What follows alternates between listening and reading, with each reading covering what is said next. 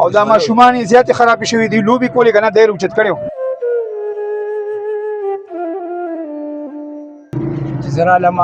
نو دلته څوک کسان ولاړو او ماشومان هسپتال ته وړي یو جنۍ پکې مړه ده یو هلک پکې سیریس دی او دا بلې جنۍ هم د خپې مې لګېدلي مخ لاسونه هر څه لګېدلي دي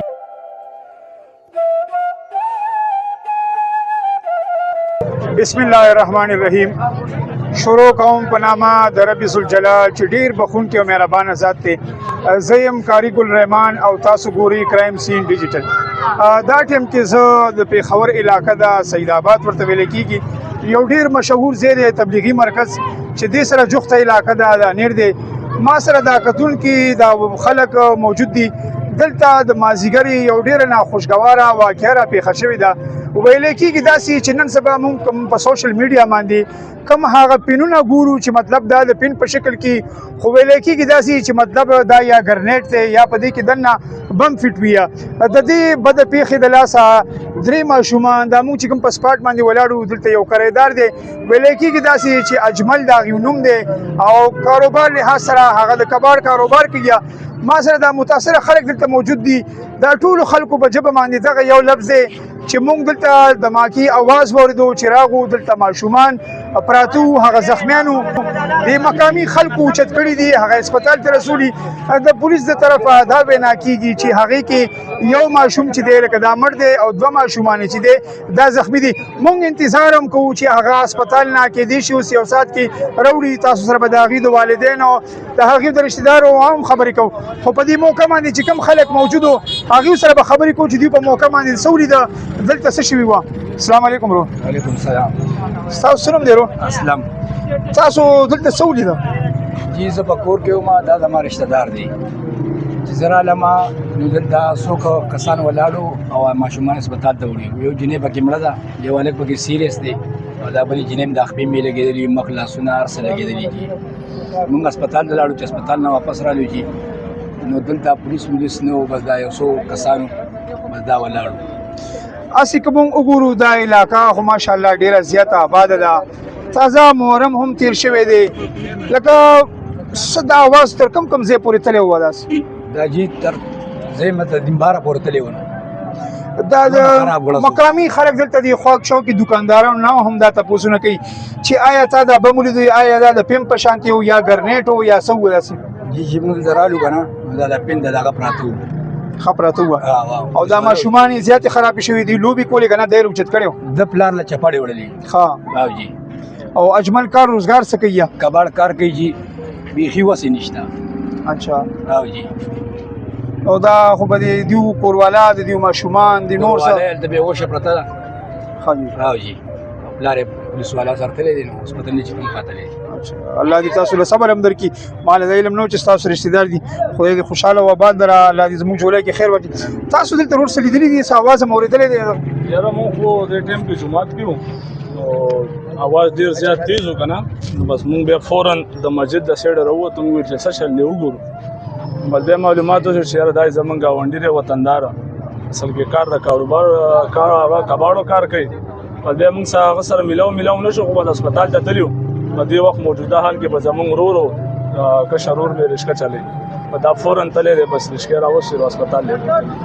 آیا ماضي کې دلته څه داسې واقعات داسې شوي دي چې لکه یا ډزې وي یا د ماګه وي یا داسې دغه وي دا علاقه داسې نه ده دا بالکل خاموش او ښه علاقه ده دلته آیا چا څوک لیدلي دي چې مطلب یا په موټر سایکل باندې څوک تله یا چېرته چاته ویشتو یا بل څه دغه کو ګرنیټ چېرته کور ته ویشتو نه دا سم نشته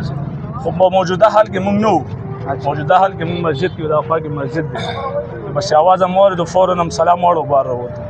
نو هم ته دا حالات کتونکو دا مقامي خلک دي تاسو واورېده دا خلک دا نه وایي چې لکه مونږ په موقع باندې موجود وو خو دغه عرض او معروض کوي چې مطلب مونږ دلته دماکي اواز واورېده په موقع باندې دا ماشومان زخمیان شوي دي د دې متعلق به مونږ ایس پي سټي چې کوم زمونږ حامد وړی صاحب دی لوکل پولیس ځکه چې دلته بم ډسپوزیبل سکواډ هم راغلی او هغوی هم دلته نه شواهد اوچت کړي دي